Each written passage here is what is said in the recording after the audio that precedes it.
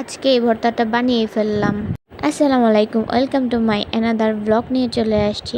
আজকে আপনাদের সাথে শেয়ার করব একটা স্পেশাল ভর্তার রেসিপি, যেটা মুখে লেগে থাকার মতো। আমি এখানে 3 টুকরা গরু গোস্ত নিয়ে নিয়েছি রসুন, একটা রসুন ছুলে নিয়েছি, আর পেঁয়াজ কুচি করে কেটে নিয়েছি, একটু জিরা বাটা, একটু আদা রসুন বাটা, আর একটু লবণ, একটু হলুদের গুঁড়ো, একটু মরিচের ফাঁকি, আর একটু নিয়ে নিয়েছি ধনিয়ার গুঁড়ো, আর অল্প একটু সয়াবিন তেল নিয়ে নিয়েছি।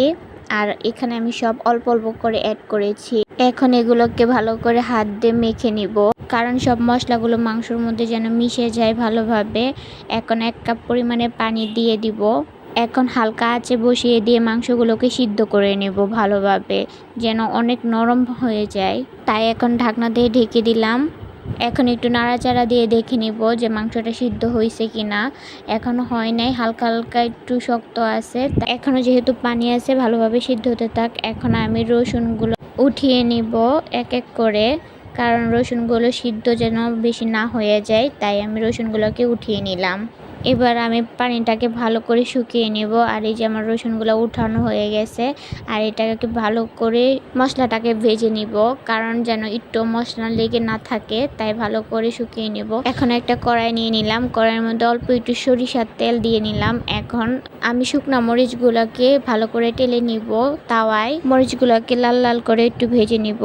এবার আমি মাংসগুলোকে ভালো করে ছেঁচে নিব, যেন মাংসগুলো ঝুরি ঝুরি হয়ে যায়, আমার হাত দিয়ে মাখাতে যেন খুব ভালো হয়।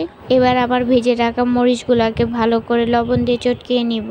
মরিচগুলোকে ভালো করে চটকিয়ে নিলে মরিচগুলো সুন্দরভাবে মিশে যায়। এবার রসুনগুলোকে দিয়ে নিব, রসুনগুলোকেও মেখে নিব। এবার কুচি কুচি করে রাখা পেঁয়াজগুলোকে আমি এখানে ভালো করে মেখে নিব। এখন একটু সরিষার তেল দিয়ে দিব, তেল দেওয়ার পরে আবার একটু মেখে নিব। মেখে রাখার পরে এবার ঝুরি ঝুরি করে রাখা মাংসগুলোকে এর মধ্যে দিয়ে দিব, দিয়ে ভালো করে হাত দিয়ে চটকিয়ে নিব। এবার গরম গরম ভাত দিয়ে খেতে অনেক ভালো লাগবে। আর এই যে আমার তৈরি হয়ে গেল মাংসের ভর্তা। সবাই আমার জন্য দোয়া করবেন। আল্লাহ হাফেজ, আসসালামু আলাইকুম।